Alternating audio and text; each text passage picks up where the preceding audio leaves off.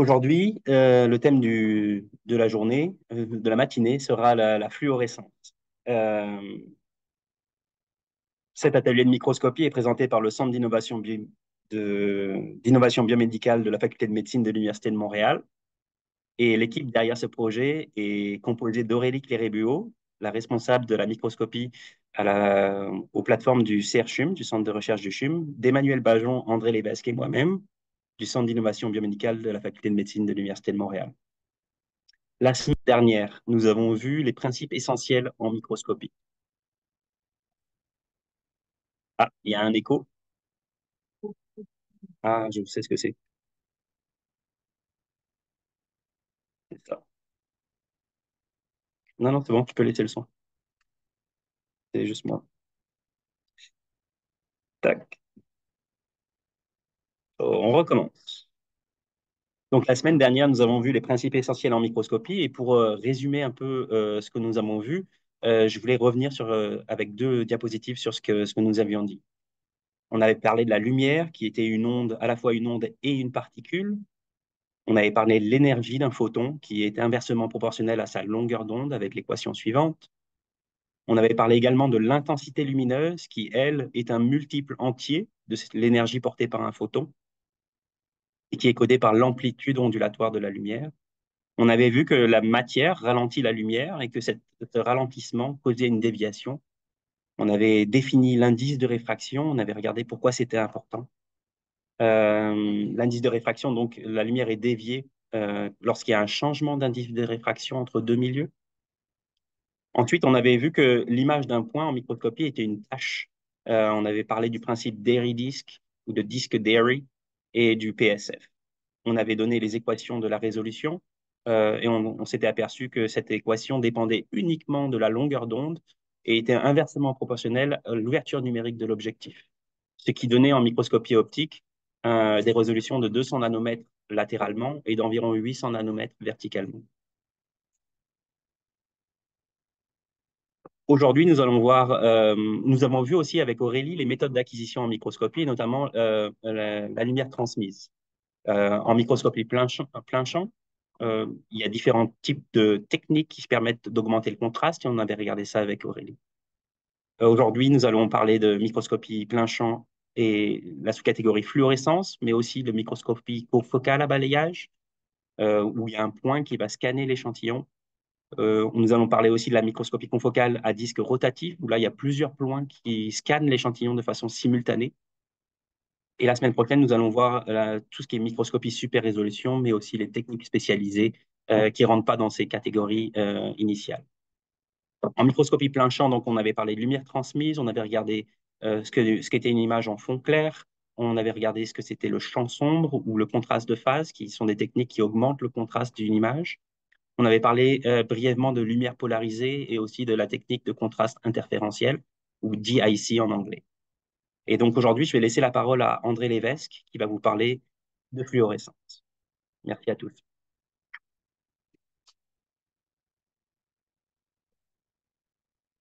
Oui, bonjour à tous.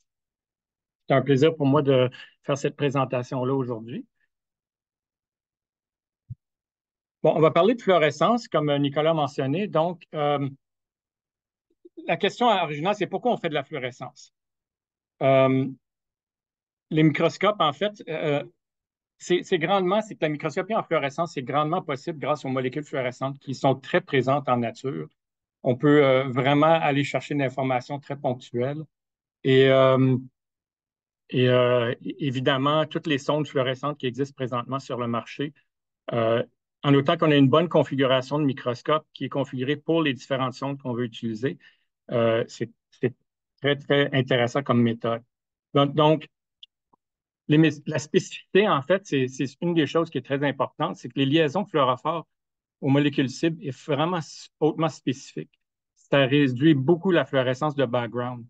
Euh, Ça génère vraiment beaucoup, beaucoup de contraste. Donc, le contraste, comme vous pouvez voir ici, bon, ici, on a de la tubuline, une cellule qui est taguée pour la tubuline. Donc, vous voyez vraiment l'intensité qui est très, très, très précise au niveau des fibres intracellulaires.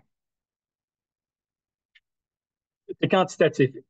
inévitablement, si on a une configuration de microscope qui nous permet justement, avec une caméra qui a les caractéristiques nécessaires, on peut aller quantifier la quantité de fluorescence présente dans notre view. Il y a certaines, juste entre parenthèses, il y a certaines fois, je vais mentionner des termes en anglais. Inévitablement, je suis très habitué de faire des discussions sur le sujet en anglais. En français, un peu moins souvent, donc vous m'excuserez si jamais j'utilise beaucoup de termes anglophones.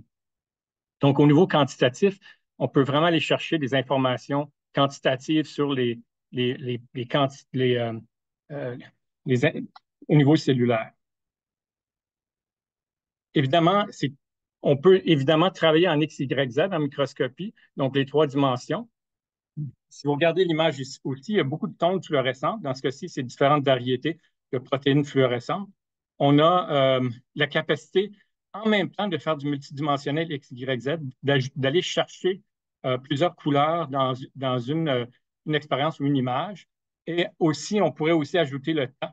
Donc, on pourrait faire vraiment 5 et même peut-être 6 dimensions si on regarde ça de cette façon-là. Il y a vraiment, encore une fois, comme je l'ai dit, un très large choix de sondes fluorescentes et de protéines fluorescentes. C'est de plus en plus. Ils sont, de meilleure qualité et en très grand nombre. Évidemment, c'est compatible avec le vivant.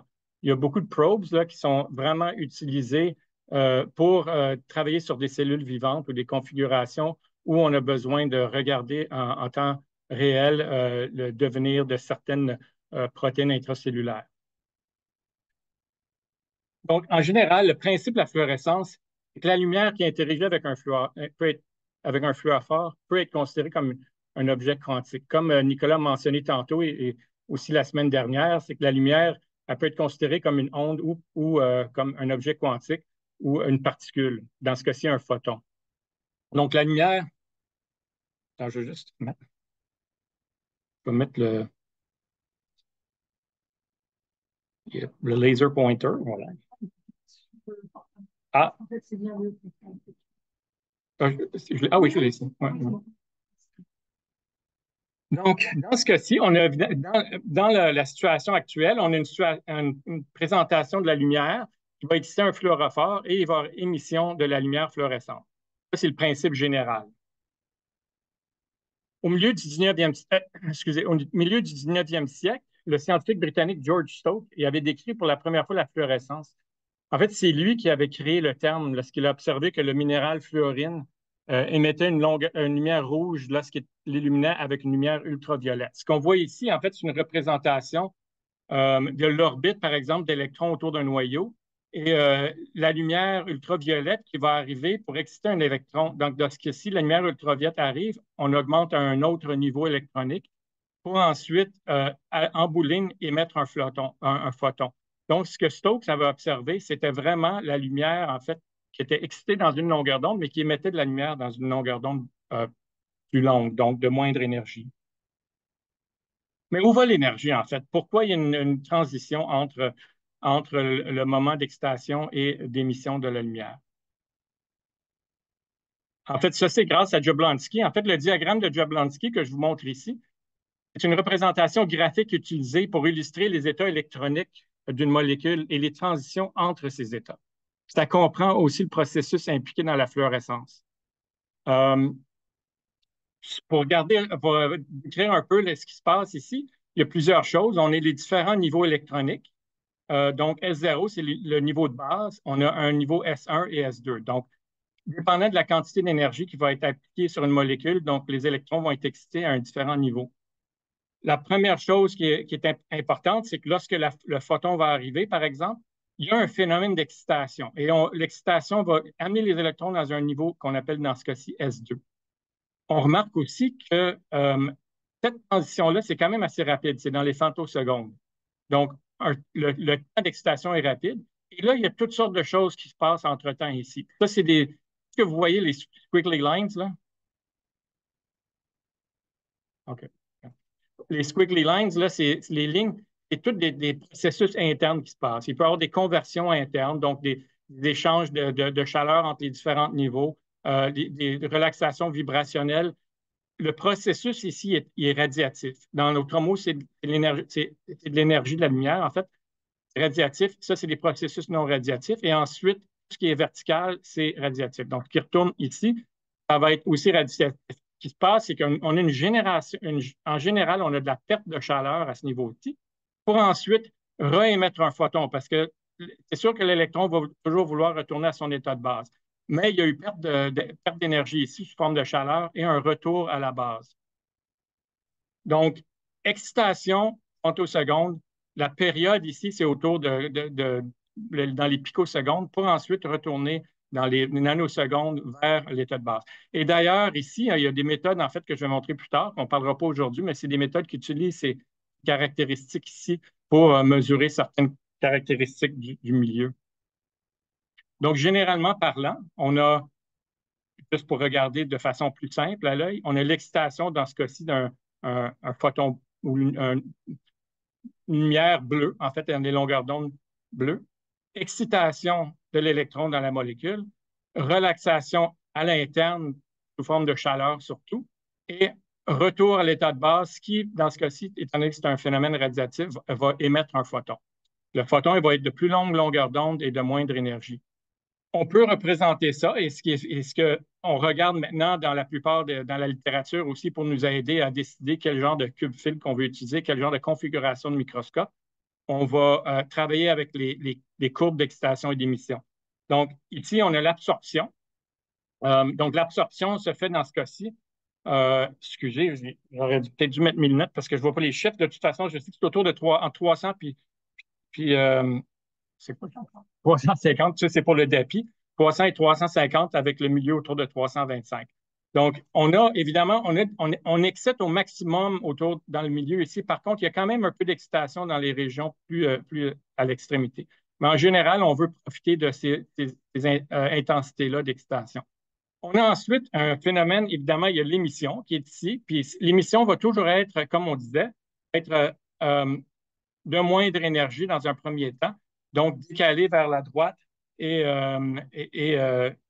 de plus longue longueur d'onde. Donc, la longueur d'onde d'émission est toujours supérieure à celle d'excitation. C'est une constatation que Stokes avait faite, puis il l'a fait justement par ses observations, que c'est toujours le cas. On appelle ça le Stokes. Ce chiffre-là, il est différent pour chaque type de fluorophore. Donc, les fluorophores qu'on choisit, lorsqu'on va combiner des différents fluorophores, il y a certains paramètres qu'on doit tenir compte, puis ça, c'en est un. C'est important de regarder ça parce qu'on veut s'assurer, par exemple, les cubes-fils qu'on utilise, surtout les cubes-fils qui sont multiples, qui sont bien adaptés à la capacité de présenter la lumière qu'on veut dans les longueurs d'onde qu'on veut observer, mais aussi exclure d'autres longueurs d'onde qui sont aussi présentes dans notre échantillon. Et l'autre constatation, comme j'ai dit tantôt, c'est que l'énergie émise est toujours inférieure, donc il y a une perte d'énergie. OK, donc quand on parle de l'énergie inférieure, c'est les plus longues longueurs d'onde, donc bleu vers le vert, par exemple. Les paramètres de la fluorescence, il y en a quelques-uns qui sont importants. D'ailleurs, ces paramètres-là, ils sont utilisés et sont répertoriés dans des tableaux sur différents sites web qu'on va essayer de voir tantôt si on a le temps. Le premier, c'est le coefficient d'extinction molaire. Ça mesure l'efficacité d'absorber des photons. Essentiellement, ce n'est pas toutes les molécules fluorescentes, ou les molécules en dessous qu'on utilise pour la fluorescence qui sont excellentes. Il y en a qui sont bonnes, il y en a qui sont moins bonnes. Il y avait anciennement l'FITC qui était moyen comme fluorophore. Aujourd'hui, on utilise plus des fluorophores dans les mêmes longueurs d'onde comme l'Alexa 488. Je parle de ceux-là parce qu'ils sont très populaires et souvent utilisés. Donc, essentiellement, le coefficient d'extinction molaire, il mesure l'efficacité d'absorber des photons. Il y a aussi l'efficacité quantique. On utilise ce terme-là dans ce cas-ci aussi pour les caractéristiques des caméras, mais dans ce cas-ci, c'est la fraction des photons absorbés qui sont convertis en photons émis. Donc, évidemment, il y a certains fluorophores qui sont très bons, qui vont absorber, mais que l'émission, par rapport à leurs caractéristiques propres, vont faire en sorte que l'émission ne sera pas aussi bonne. Et évidemment, l'intensité de la fluorescence. L'intensité de la fluorescence, c'est le coefficient d'extinction multiplié par l'efficacité quantique. On s'entend que les deux sont importants pour générer un bon fluorophore. Et les manufacturiers qui génèrent ou qui découvrent d'autres fluorophores, ils tiennent évidemment compte de ces caractéristiques-là pour s'assurer qu'on a un maximum de stabilité, si on veut, et d'intensité. L'autre paramètre, c'est la durée de vie. Comme je disais tantôt, le temps que, par exemple, un fluorophore va rester dans l'état excité peut nous donner beaucoup d'informations sur le milieu, parce que ça change en fonction du milieu dans lequel se trouvent les fluorophores en tant que tels. Donc, la durée de vie est quand même importante. Il y a le Fluorescence Lifetime Imaging qui utilise justement ces paramètres-là de durée de vie au niveau de l'excitation du fluorophore, ce qu'on a vu tantôt dans le diagramme de Jablonski. Et la photostabilité. Donc, on ne parlera pas trop de photostabilité parce que ça amène beaucoup de...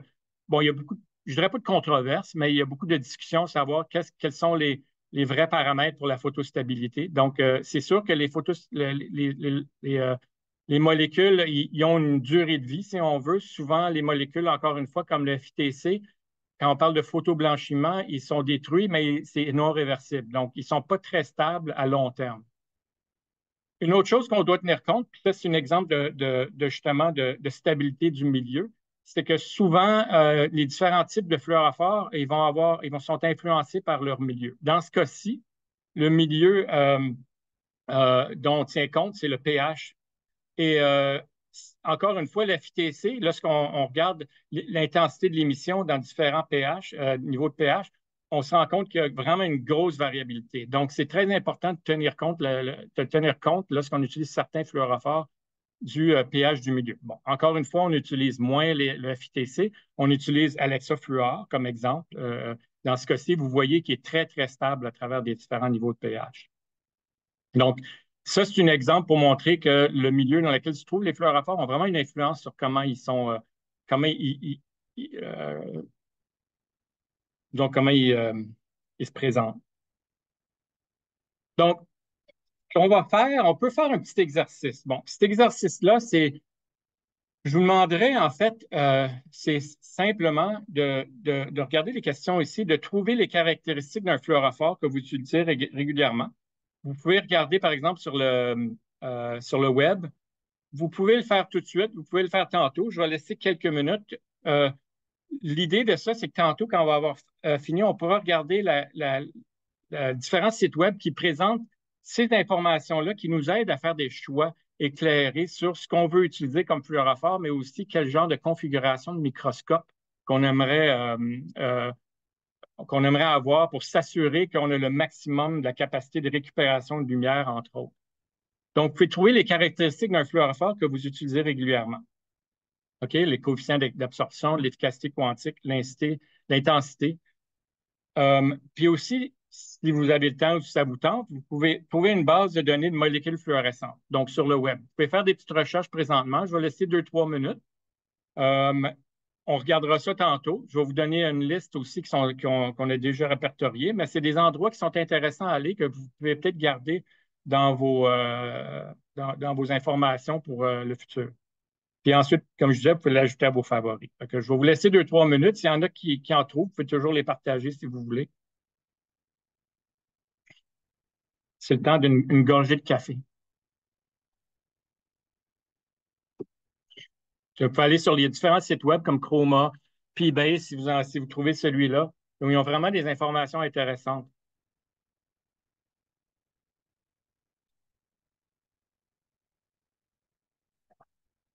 Encore deux petites minutes. Je ne vous laisserai pas hanger trop longtemps. Hein? Peut-être, ouais, désolé, les liens. Parce que, ouais, tu peux faire Chroma, puis aussi P-Base, c'est bon. Toi, tu as accès, hein, tu peux présenter des choses. Okay.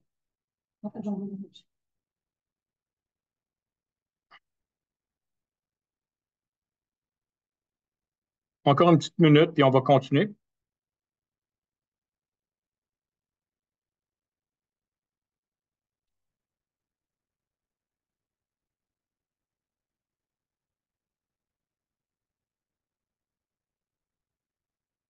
Bon, alors on va continuer. Euh,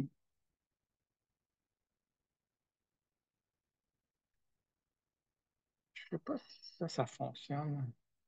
Encore, je vais continuer comme ça. Bon. Tu vas aller sur un des sites pour... on fera ça après parce que j'ai la liste. Aussitôt qu'on finit juste avant qu'on passe à Nicolas. Ouais. Donc, bon, la microscopie en fluorescence, ça requiert des blocs filtres optiques ayant des caractéristiques très spécifiques et conçus pour un ou des fluorophores donnés. C'est certain que lorsqu'on travaille en microscopie en fluorescence, il faut vraiment choisir la configuration, que ce soit au niveau des blocs filtres, mais aussi au niveau des détecteurs qu'on utilise pour aller chercher l'information. Parce qu'il y a plusieurs choses à prendre en considération. On va en énumérer aujourd'hui. C'est sûr qu'on n'a pas le temps de vraiment aller très dans les détails, mais reste qu'on peut quand même amener des informations sur les choix qu'on pourrait faire éventuellement. Bon, mon petit... je lui ai apporté que Aurélie a en sa possession un petit cube filtre que vous pourrez que vous pouvez promener. Ben, je ne sais pas si je peux le... OK. OK. Il y en a sur l'écran aussi. Donc, le cube filtre, ça permet donc justement d'aller ségréguer la lumière qu'on veut d'une longueur d'onde donnée. Je vais vous montrer qu'est-ce qui est compris dans un cube filtre, mais comme ça, vous pouvez faire le tour avec ce cube-là pour montrer justement comment c'est monté, quelle est la configuration, mais je vais quand même y aller avec la présentation aussi. Donc, à gauche, vous avez différentes représentations de cube filtre provenant de différents manufacturiers. Ils sont très spécifiques, comme j'ai dit. On a une situation d'une lumière polychromatique qui va arriver vers le cube filtre lui-même. Donc, dans le cube filtre, il y a un filtre d'excitation ici. Il y a un miroir dichroïque ici que je vais expliquer c'est quoi dans pas long. Et ici, il y a un barrier filter, mais c'est essentiellement un filtre d'émission. Donc, ce qu'on veut, c'est qu'on veut, étant donné qu'on va exciter la lumière, puis il y a le phénomène de fluorescence au niveau du spécimen, qu'on va exciter, on va envoyer de la lumière polychromatique, on veut s'assurer de ségréguer la lumière bleue, dans ce cas-ci, vers l'échantillon. Donc, on utilise le barrier filter, donc la lumière polychromatique, qui va générer une lumière monochromatique bleue, qui va être réfléchie par le miroir vers l'échantillon. La représentation qu'on voit ici, ce n'est pas tout à fait juste parce qu'on s'entend que la fluorescence, ça va dans toutes les directions et aussi la lumière d'excitation. Mais reste que pour la simplicité, on va vous montrer justement que la lumière ici va arriver à exciter l'échantillon et retourner à travers l'objectif. Dans ce cas-ci, parce que c'est un miroir dichroïque, il va laisser passer des longueurs d'onde après une certaine longueur d'onde. Dans ce cas-ci, le verre va pouvoir traverser le filtre et aller vers l'oculaire si on veut l'observer ou la caméra. Donc, le processus général d'un microscope à fluorescence, c'est ce processus-ci. En gros, si vous regardez plus le fil que vous êtes en train de regarder qui est distribué, ça ressemble à ça un petit peu découplé. La même image ici de filtre, le filtre. On a le filtre d'excitation qui sont quand même des filtres très, très, très spécifiques et très... la conception de ces filtres-là est vraiment monitorée pour s'assurer qu'on a une spécificité voulue. Donc, on a le filtre d'excitation, le miroir dichroïque à l'intérieur qui est présenté à un angle de 45 degrés. Et ici, le barrier filter ou le filtre d'émission qui va être justement pour laisser une longueur d'onde qui va être plus longue que celle d'excitation. Les différents types de filtres qu'il y a ce qu'on appelle les short pass. C'est très utilisé, ces filtres-là, mais bon, je vous le montre quand même. Il y a quand même un exemple tantôt où on en utilise un. C'est quand même intéressant, mais c'est moins utilisé. Il y a le filtre long pass et le filtre band pass. La plupart des filtres qu'on utilise, c'est des band pass. Ce que ça veut dire, c'est qu'entre telle longueur d'onde, de plus courte longueur d'onde vers de plus longue longueur d'onde, c'est une bande passante. En d'autres mots, tout ce qui est avant et tout ce qui est après est bloqué. Un filtre long pass, c'est jusqu'à un certain point, c'est bloqué et ensuite, toutes les longueurs d'onde par la suite sont transmises. Et l'inverse pour le short pass. Le short pass, on a la lumière qui passe et ensuite, c'est bloqué pour le reste. Donc, qu'est-ce qu'on voit? Qu'est-ce qu'on voit dans le filtre? Quand on l'observe sur une courbe de transmission, on observe justement un niveau de transmission qui est à un pourcentage, dans ce cas-ci, 80 %. Donc, il y a certains filtres qui sont très efficaces et d'autres un peu moins. On n'a pas la transmission totale. Donc, si on regarde, si on utilise un filtre 1 qui n'est pas nécessairement bien placé, par exemple avec un fluorophore donné, et en plus, on a une transmission qui est faible, ce n'est pas toujours avantageux. Dans ce cas-ci, ça, c'est l'excitation qui est on va dire pour la FTC, qui va être autour de 460 nanomètres jusqu'à 500 nanomètres. Les informations qu'on trouve sur les cubes filtres, le filtre qui est présentement en train de faire le tour, vous pouvez regarder sur le couvercle, ici, il y a des informations. Les informations qu'on présente pour les différents cubes filtres, c'est ces chiffres-là. Et le 480/40, ça veut dire quand on laisse la lumière transmise au maximum, ça va être 480 ici. Puis le /40, c'est plus ou moins 20. Donc, le 40, il faut diviser par 2 et ensuite, c'est plus ou moins 20. Donc, dans ce cas-ci, ça va être 480, à peu près dans le milieu. Plus ou moins 20, c'est 460 à 500 à peu près. Donc, ça, c'est important. Bien, c'est écrit ici, 460 à 500. Mais normalement, on aurait ces informations-là écrites sur le filtre pour s'assurer qu'on a le bon filtre. Souvent, ces filtres-là sont numérotés aussi. Donc, on peut avoir les informations une fois on regarde le numéro. Le miroir dichroïque dans ce cas-ci. Donc là, on a regardé le filtre d'excitation. Le miroir dichroïque, il permet de laisser passer, de couper la lumière. Dans ce cas-ci, il y a un manque d'efficacité, si on veut ici, mais essentiellement couper la lumière jusqu'à une certaine longueur d'onde. Donc, la lumière d'excitation qu'on a vue dans le diagramme tantôt nous permettait de montrer que la lumière bleue était réfléchie, la lumière verte était transmise. Ça, c'est le cube filtre en particulier pour ça. Donc, on peut, à partir de ce point-là, donc, à partir de ce point-ci, ça bloque la lumière. Et là, on a une transmission très, très accentuée à partir de 500 nanomètres. Donc, toute la lumière qui va passer, qui va être visée vers le filtre, va être transmise, contrairement à la lumière bleue qui va être réfléchie. Donc, ça, c'est ici. Donc, la lumière arrive, le bleu réfléchit, et encore une fois, l'émission du vert. Dans ce cas-ci, on a un filtre rouge, mais c'est juste pour la représentation. Il ne faut pas se fier à ça. Concrètement, on a ça. Donc, on a un cube filtre. Si on regarde les informations de transmission, c'est ça qu'on a. On a l'excitation ici, donc on veut exciter, on ne veut pas que la lumière passe, et ici, on a l'émission. Donc, on est capable d'aller ségréguer la lumière d'émission ici avec toutes ces composantes-là qu'il y a dans le cube filtre. Ici, on a deux cubes filtres. On a celui qu'on vient de montrer et on a un autre. Y a-t-il quelqu'un, n'importe qui, vous pouvez répondre comme vous voulez, quelqu'un dans la salle qui peut me dire qu'il y en a un qui est plus avantageux qu'un autre? Quelqu'un qui a envie de répondre là-bas? Voyez-vous qu'il y en a un qui est plus avantageux? C'est des cubes filtres essentiellement qui ont les mêmes caractéristiques de longueur d'onde. Par contre, il n'y a pas les mêmes caractéristiques de transmission. Et c'est là la différence. C'est que souvent, les filtres de nos jours, ils ont des nouvelles technologies qu'on appelle le hard coating qui permettent d'avoir des transmissions très élevées de façon à maximiser la transmission des différents fluorophores qu'on utilise pour pouvoir aller les capturer. Donc, maximiser à tous les niveaux. Au niveau de la caméra aussi, c'est important, mais dans ce cas-ci, le cube filtre. On peut à ce moment-là utiliser un cube filtre, le 749001. Ça, c'est en fait, c'est des cubes filtres qu'on n'utilise plus aujourd'hui parce que maintenant, ils sont pas mal tous rendus très, très élevés. Mais l'importance de regarder ça, c'est que si jamais vous utilisez un microscope plus ancien, puis vous avez de la misère à voir votre fluorescence, bien, il y a peut-être une raison et c'est peut-être celle-là. Parce que, dans un premier temps, les cubes filtres ou les filtres que dans les cubes filtres ont des variabilités au niveau de la transmission. Mais aussi, ce qui est important, c'est qu'ils ont une durée de vie, les filtres. Ils vont, avec le temps, surtout le filtre d'excitation, ils vont dégrader et ils vont perdre leur capacité avec les coatings puis tout ça. Ils vont se dégrader et ils ne seront pas aussi efficaces que neufs. Donc, comme je disais, tous les filtres ne sont pas égaux. Quelle est la différence? C'est vraiment le niveau de transmission qui est presque à 100 pour les filtres maintenant. Donc, aujourd'hui, comme je disais, ils sont vraiment efficaces. Lorsqu'on compare le filtre avec le fluorophore, donc tantôt on regardait le DAPI, lorsqu'on avait regardé les informations pour le DAPI, là on peut regarder pour le GFP. Donc le GFP, le filtre, l'excitation et l'émission, on voit que le shift ici est beaucoup moins grand que celui du DAPI qu'on a vu tantôt. Donc le cube filtre, ça va prendre un miroir dichroïque qui va pouvoir venir couper ici.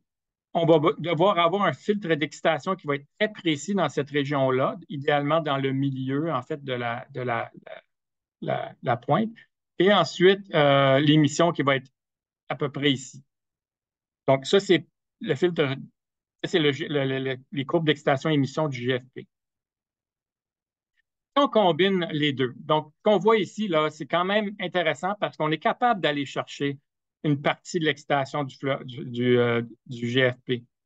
Par contre, ce qui arrive, c'est que le miroir dichroïque est mal placé. Là, présentement, vous allez choisir, par exemple, sur votre microscope, est-ce que vous avez un cube vert? Oui, j'en ai un. OK, moi, GFP, ça excite autour de 488, un peu comme l'Alexa Fluor. On peut se retrouver dans une situation comme celle-là où tout à coup, on n'a pas ce qu'on s'attend. Parce que dans le fond, il y a des cubes filtres pour tous les types de fluorophores. Et idéalement, ça serait bon de le combiner avec le fluorophore qu'on utilise. Dans ce cas-ci, ce n'est pas bien adapté, même si c'est ça que vous allez peut-être utiliser. On voit ici que le courbe surtout le dichroïque, il n'est vraiment pas en place. Il devrait être ici. Et l'émission ne prend pas avantage de toute l'émission de la fluorescence.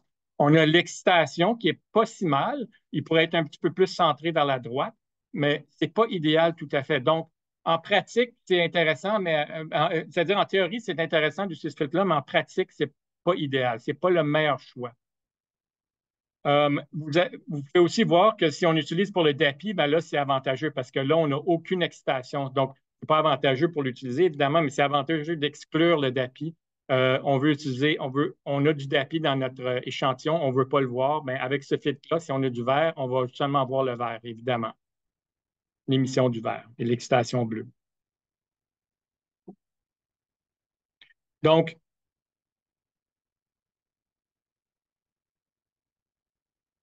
si on regarde justement ce que je disais, on a 3 fluorophores. Okay?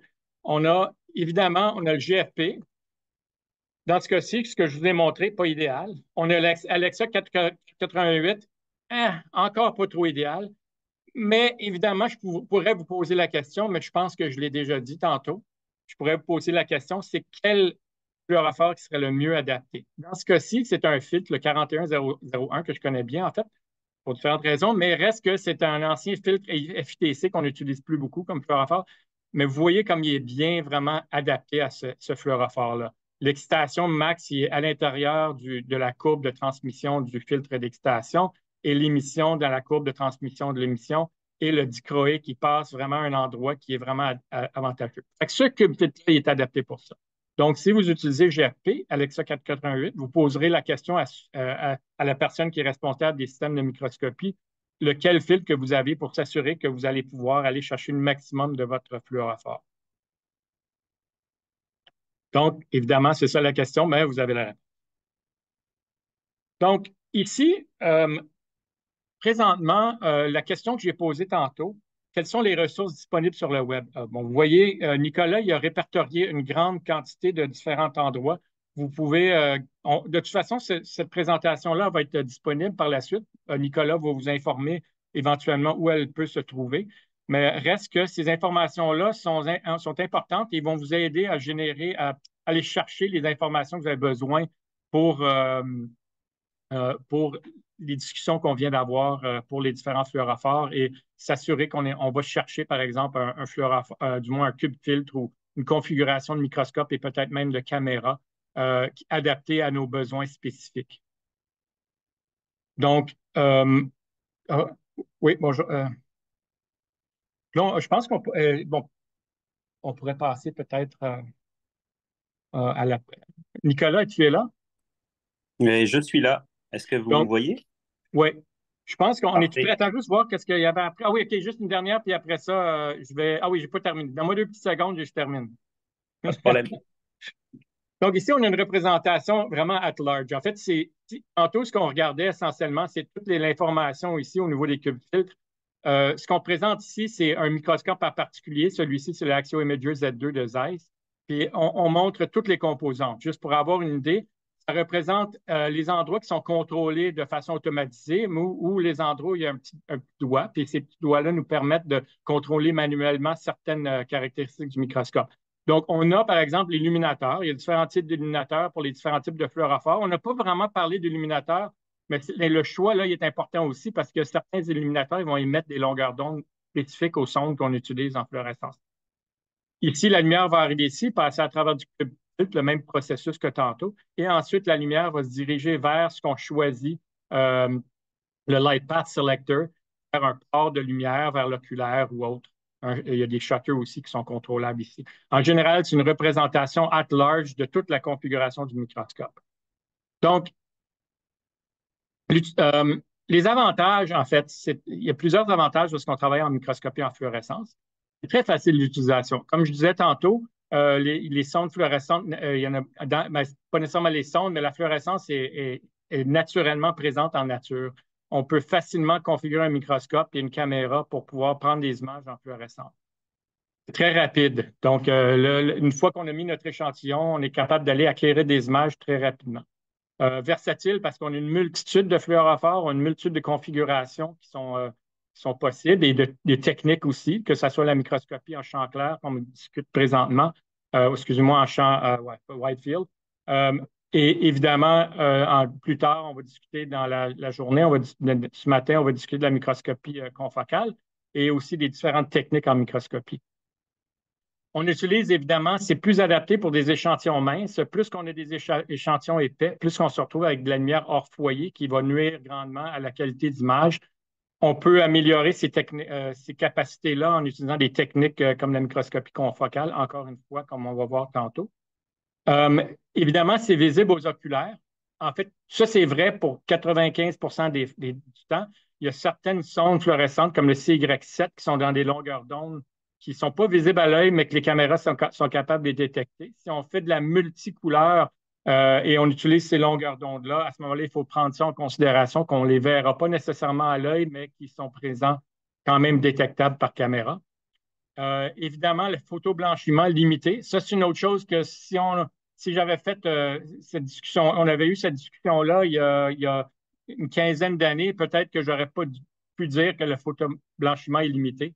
Les sondes fluorescentes qui existent de nos jours sont très, très, très stables. Donc, c'est très avantageux maintenant. Les limitations, c'est que la résolution axiale est limitée. C'est sûr qu'on a beaucoup de lumière hors foyer lorsqu'on observe en microscopie wide field en fluorescence, parce qu'on acquiert la lumière qui est en dehors du champ focal.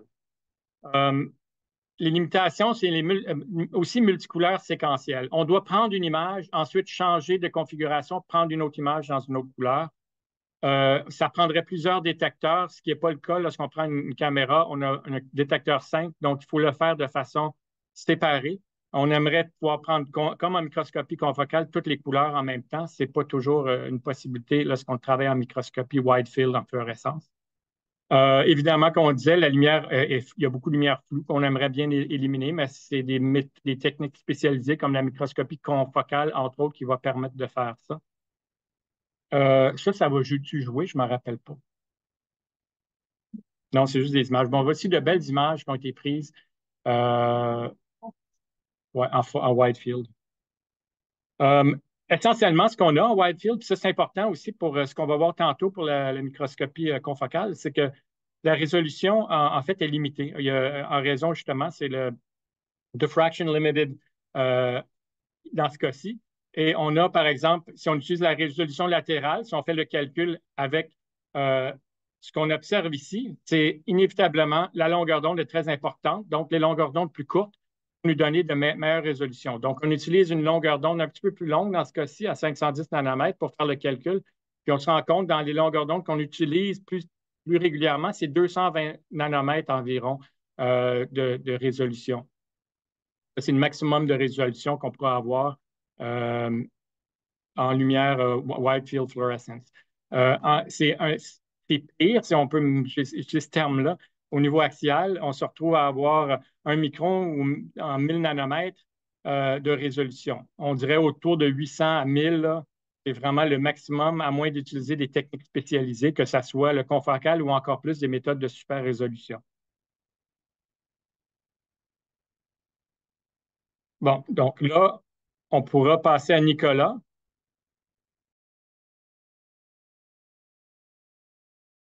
Microscope aujourd'hui, avec un microscope de la marque Zeiss, sans faire de publicité. Peux-tu remettre mon écran? On va pouvoir remettre mon écran. Ouais, je ne sais pas pourquoi. Et c'est un microscope inversé. Donc, les objectifs se situent sous l'échantillon. Il y a un bras qui est le bras de la lumière transmise, qui est amovible, qui nous permet de mettre les échantillons dessus. Si on suit le chemin lumineux, en fait, la lumière part d'ici, elle descend le long du condenseur dont on a parlé lors de la première séance.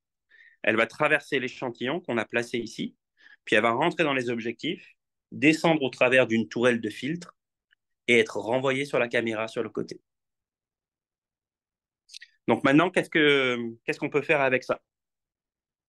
Je vais arrêter la vidéo ici et je vais partager mon écran.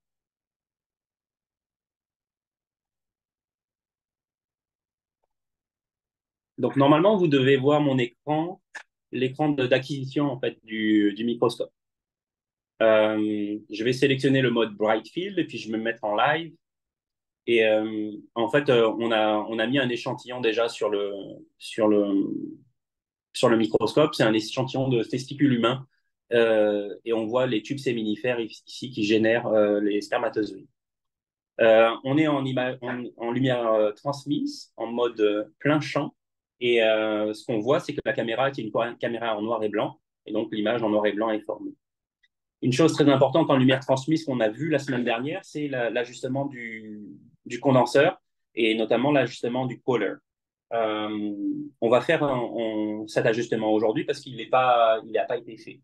Donc, on va fermer le diaphragme de champ au maximum et on va voir une ombre apparaître sur l'écran, une ombre centrale ici. On va fermer le diaphragme d'ouverture et la luminosité va diminuer. Et on va voir se former le diaphragme de champ que l'on voit ici. Ensuite, on va ajuster en hauteur le condensateur pour qu'il fasse le focus sur l'échantillon. Ici, on voit l'image nette être formée.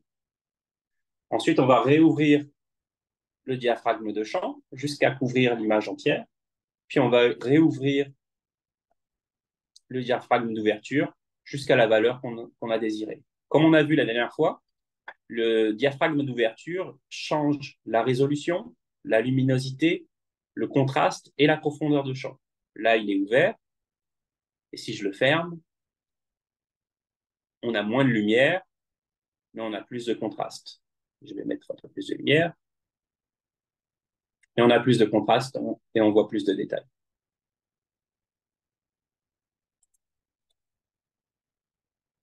Encore une fois, là, il est ouvert. Aujourd'hui, on a parlé donc de fluorescence. Et qu'est-ce qui est intéressant avec la fluorescence, c'est que ça augmente le nombre de dimensions que l'on peut voir sur une image. Ici, donc, l'image en bright field. Si je veux la capturer, j'appuie sur Snap et hop, ça me prend une image. Il y avait aussi le mode de contraste de phase dont on avait parlé la semaine dernière. Je vais juste vous montrer à quoi ça ressemble ici. Pour le contraste de phase, il suffit d'avoir un anneau de phase qui est présent dans le condensateur et un objectif compatible. Et si l'on le met sur le chemin lumineux, on obtient ce type d'image où il y a un halo de lumière et puis un contraste qui est amélioré par rapport à l'image en champ clair. Donc, contraste de phase ici, champ clair ici. On ne voit pas tout à fait les mêmes détails et le contraste est différent. Maintenant, la fluorescence. Pour aller en fluorescence, il suffit de sélectionner le mode de fluorescence qu'on l'on désire. Ici, j'ai présélectionné le mode GFP, par exemple. Lorsque c'est activé, ce mode, le microscope va émettre une lumière bleue. Cette lumière ne vient pas du bras du microscope, elle vient par le dessous.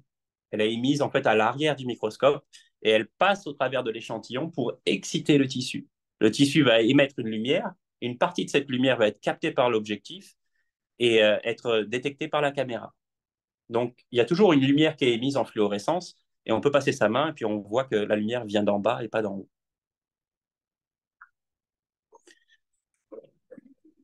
Donc, augmenter la dimensionnalité d'une image.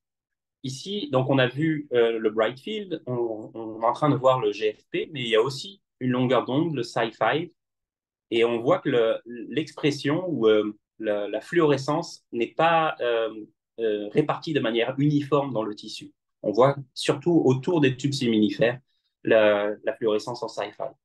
Ce qu'on peut faire maintenant, c'est prendre une image avec toutes ces couleurs. Donc, en séparant les longueurs d'onde, on peut obtenir une image avec plus de dimensionnalité que 3 dimensions.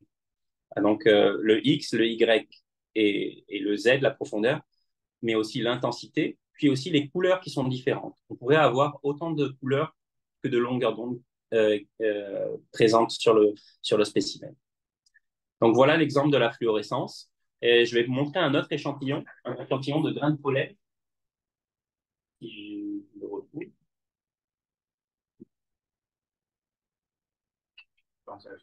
Non,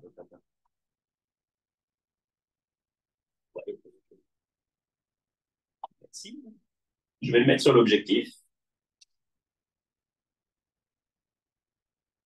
Et en fait, les grains de pollen sont fluorescents. Donc, on va se mettre en fluorescence. Puis là, on voit un grain de pollen ici, on en voit un autre ici. Vous voyez que c'est très fluorescent, donc on n'arrive pas à voir ou à discriminer clairement l'image.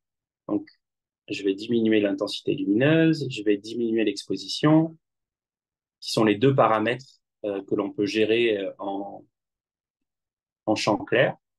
Et puis ici, je vois mon échantillon. On va zoomer sur la région. Donc, on voit la structure du grain de pollen, on voit qu'il est fluorescent. Normalement, il est fluorescent dans toutes les longueurs d'onde, donc si je le mets en vert, il est aussi fluorescent. Ce que je voulais vous montrer en montrant cet échantillon, tout ce qui est hors focus va apparaître flou sur l'image. Et ça, c'est un des défauts de la microscopie plein champ en fluorescence, c'est qu'on a toute la fluorescence qui est émise par l'échantillon hors plan focal qui apparaît sur l'image. Et donc, le grain de pollen apparaît flou. On verra tout à l'heure à quoi ressemble ce grain de pollen quand on est sur un microscope confocal. Voilà pour la présentation aujourd'hui. S'il y a des questions, je serai ravi de les prendre. Donc, pour ce qui est de la microscopie en wide field fluorescence, il y a certains sujets qu'on n'a pas abordés. Les sources lumineuses, évidemment, c'est quand même je vais quand même faire le tour rapidement, mais quand même quelques points importants. C'est quand même un choix important pour les différents types de travaux qui sont faits en microscopie. Donc, les choix sont importants.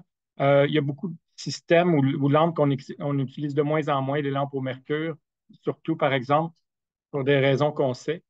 Les techniques de marquage, on n'en parlera pas vraiment beaucoup, mais c'est quand même un des sujets importants. Puis peut-être dans le futur, ça pourrait être ajouté, mais pour les besoins de sécession, on ne le fera pas. Les différents fluorophores, donc les types de fluorophores qui existent, on n'en parlera pas non plus, mais il y en a une multitude pour différentes applications.